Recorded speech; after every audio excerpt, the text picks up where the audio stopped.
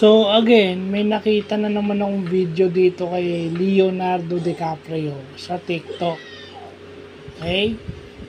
Na sa tingin ko ano sa ating mga fans. No? Sinasabi ni Leo doon na bata siya ngayon, gwapo, pero yun bang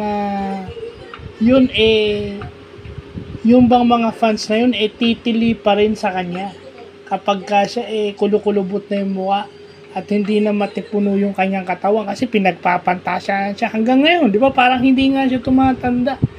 Pero alam naman natin na yung physical beauty nawawala yan.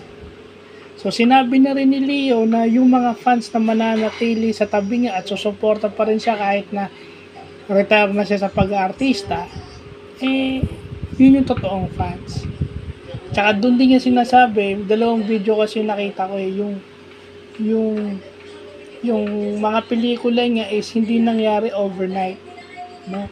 Marami rin siya naging rejections sa mga auditions, nare-reject din siya. Typical story ng mga magagaling na aktor, mga actors na nag-aartista na lagi nare-reject. Ito nga si Ivana daw lagi nare-reject. Pero tignan nyo ngayon. Yeah? Parang mga ganun. Yeah? So, kayo ba, ililipat na lang natin dun sa kayo ba after some time, kikiligin pa rin kayo dito sa mga taong to? Ito na lang PBB collab. Di ba? Yeah?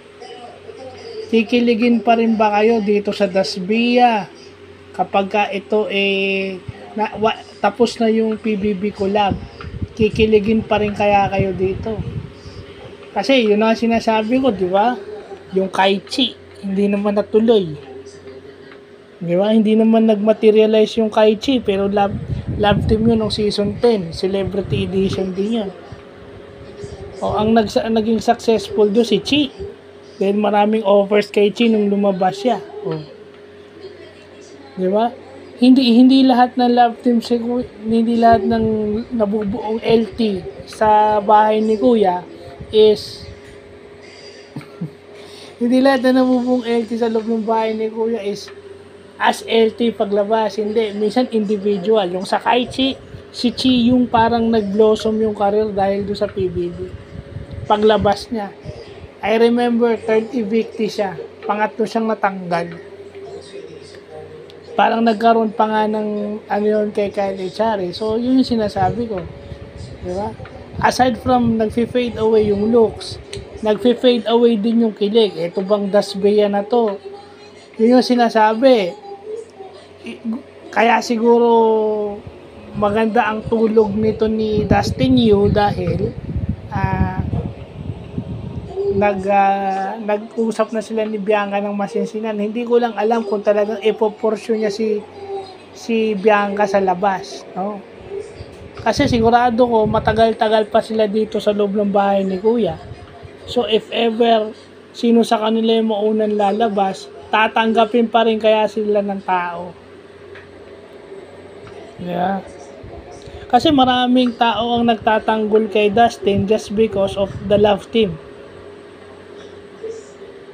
Pero kung hindi dahil sa love team at hindi dahil dun sa mga pakilig ni Dustin before, alam na natin yung mga pakilig na yun, including nung stint ni Ivana sa loob ng PBB house. Walang ganon. Kasi kahit saan mo tignan, pag pinag-usapan yung task, hindi na sila kailangan kausapin ng masinsinan. Para sinasabi nga ni Leo, diba? You got to deal with the things na mawawala. Yung physical beauty mo, mawawala yan. Paano ka iti-take ng tao kapag yun na, di ba? Will Dustin be accepted after ng PBB? Nang wala si Bianca? Yun Kasi baka kaya lang siya tinatanggap dahil kay Bianca at saka kay Ivana.